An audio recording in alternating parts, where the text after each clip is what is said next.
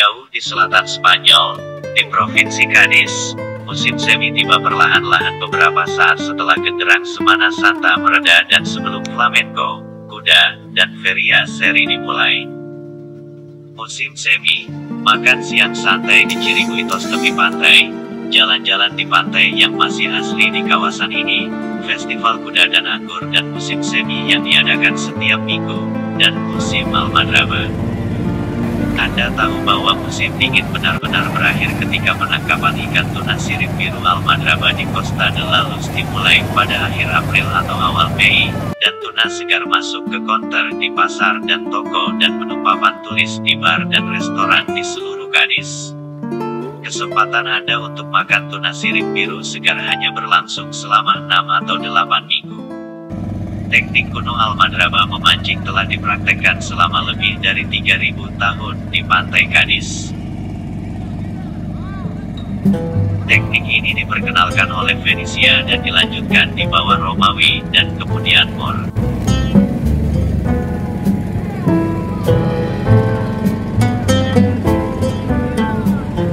Dengan tuna sirip biru yang kurang dihargai pada tahun 1970-an, metode tradisional berjuang untuk bertahan hidup dan membuat kota-kota yang bergantung padanya hancur.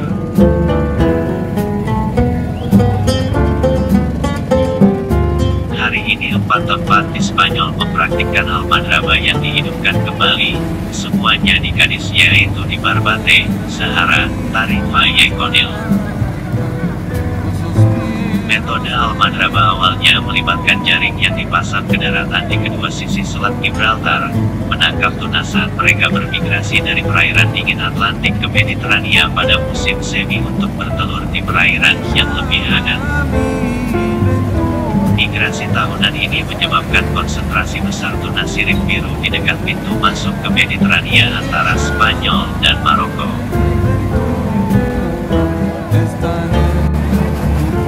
Sebagian karena migrasi mereka yang dapat diprediksi dan sebagian karena apresiasi baru terhadap ikan di restoran dari Tokyo ke New York hingga Madrid, tuna sirip biru telah ditangkap secara berlebihan hingga terancam punah. Penangkapan ikan yang berlebihan ini telah mengakibatkan kuota dan pembatasan yang diberlakukan secara ketat untuk melindungi populasi yang mengakibatkan jumlah mereka meningkat sejak tahun 2010.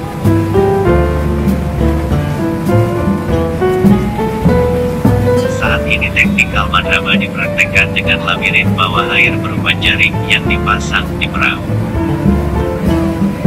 Tuna yang bermigrasi membuat jalan mereka melalui jaring ke jaring terakhir yang ditangguhkan oleh perahu.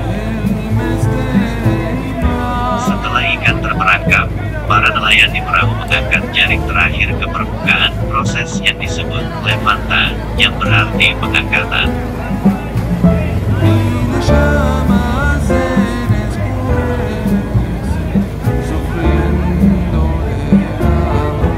Yang terperangkap menjadi terlihat.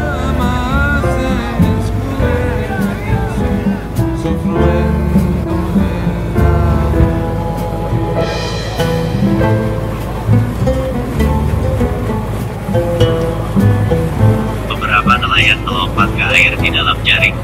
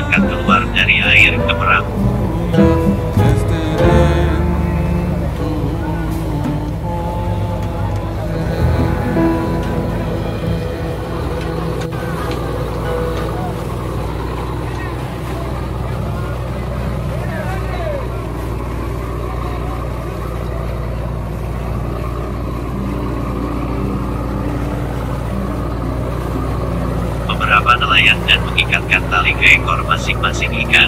sekarang meronta-ronta dengan keras, sehingga mereka bisa diangkat keluar dari air ke perahu yang menunggu.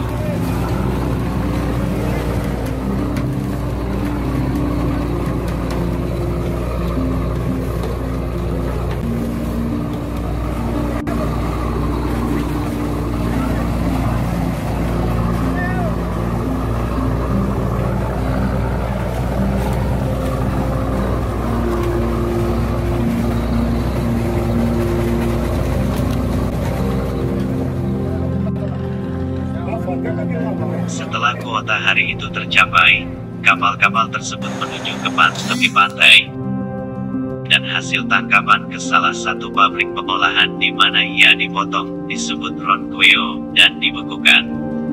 Sekitar setengah dari hasil tangkapan dijual di Spanyol dan Eropa, setengahnya lagi dibeli oleh pedagang Jepang dan dibawa ke Jepang.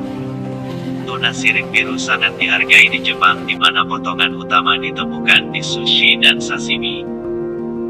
Tuna sirip biru, Tunus tinus, yang dikenal di Spanyol sebagai atun rojo karena warna dagingnya, biasanya memiliki berat antara 400 dan 500 pon, meskipun anggota dewasa dari spesies tersebut diketahui dapat mencapai 1000 pon.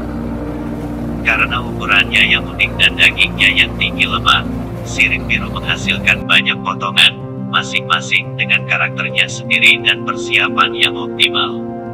Variasi potongan yang berasal dari sirip biru, dan rasa sirloin, dari perut tuna membuat beberapa orang menyamakannya dengan daging sapi. Gadis atun rojo secara historis telah digunakan untuk membuat produk ikan yang diawetkan dan diasinkan, dengan yang paling dihormati adalah mojama, tuna asin dan loin kering yang merupakan mitra maritim untuk jamon iberico. Jika masakan tradisional menggunakan atun de almadraba segar, metode yang paling umum adalah vuelta y vuelta, steak tuna yang dimasak dengan cepat di kedua sisi di atas plancha panas, atau atun encebollado, tuna yang dimasak perlahan dengan bawang. Saat ini, sebagian berkat pengaruh masakan Jepang di Spanyol dan sebagian karena fokus koki terkemuka pada memasak dengan bahan-bahan lokal, makan tuna almadraba segar di Provinsi Cádiz hanyalah masalah memilih salah satu dari banyak restoran yang menyajikannya pada menu mereka pada bulan Mei dan Juni. Anda dapat menemukan restoran yang menyiapkan sashimi dan tartare, perut tuna panggang injada, hidangan yang dimasak perlahan dengan bagian yang kurang dikenal seperti daging pipi atau kepala morelo, dan tapas tuna modern yang kreatif di bar di seluruh wilayah. Terkenal ada situs ziarah pecinta tuna, restoran khusus tuna di Barbate, salah satu kota almadraba di Costa de la Luz. Restorannya, El Champero, menyajikan setiap kemungkinan potongan tuna sirip biru dan bahkan memiliki menu mencicipi tuna. Mei adalah waktu yang tepat untuk mengunjungi Costa de la Luz di Cádiz untuk mencoba tuna almadraba. Dan bagi penggemar berat, Anda dapat menghabiskan pagi hari bersama para nelayan di salah satu kapal tuna dan menyaksikan levanta yang dramatis.